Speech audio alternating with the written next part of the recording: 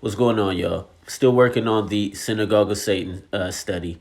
But while I'm still working on that, I did this little quick study. I wanted to talk to y'all about the resurrection. What does the Bible actually say?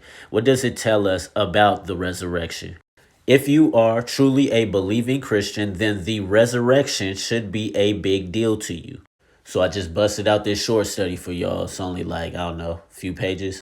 Yeah, 1,500 words, about 6 pages. That ain't nothing. But consider this the introduction video. So let's talk about the resurrection. According to the ancient creeds, that is the Apostles, Nicene, and Athanasian creeds, we do see an eschatological expectation.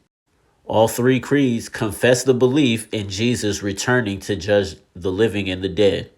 This is in accordance with Jesus' very own words as recorded in John chapter 6, verse 39, verse 40, verse 44, verse 54, and chapter 12, verse 48. I've gone over these verses with y'all before, so y'all should remember these. Y'all should be familiar with these. He says, even the one who rejects him and his words, he will raise up on the last day. We also see that all three creeds look forward to the resurrection of the dead. The Athanasian Creed especially says, at his coming, all people will arise bodily.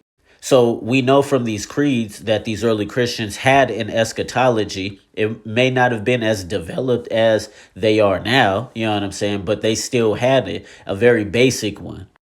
We can confidently say the early Christians had an expectation of only one bodily resurrection and that it would happen when Jesus returns to judge the living and the dead.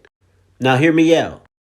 If you are a dispensationalist, you do not believe that. You believe in two bodily resurrections.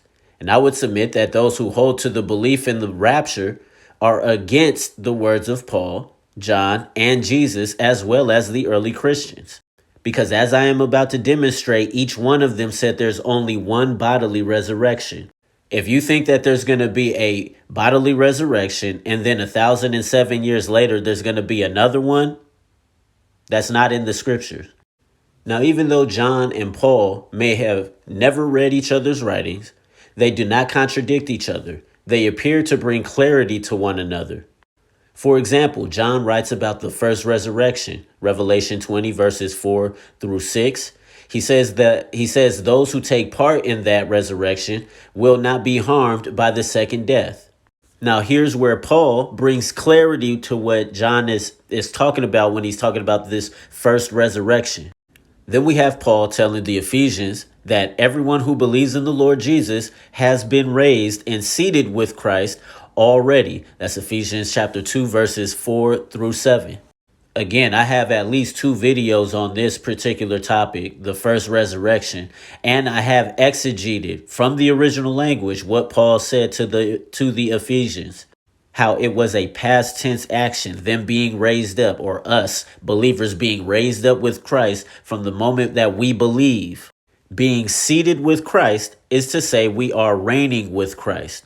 The fact that it is declared a reality, though it doesn't physically look like it, means the resurrection, the first resurrection that is spiritual, not physical. Anyways, let's look at exactly what Paul taught concerning the resurrection. He taught this to the Corinthians in his first letter to them, explaining that the body we will receive is incorruptible, whereas our current body is corruptible. So the first question raised is, we'll save that for the next video.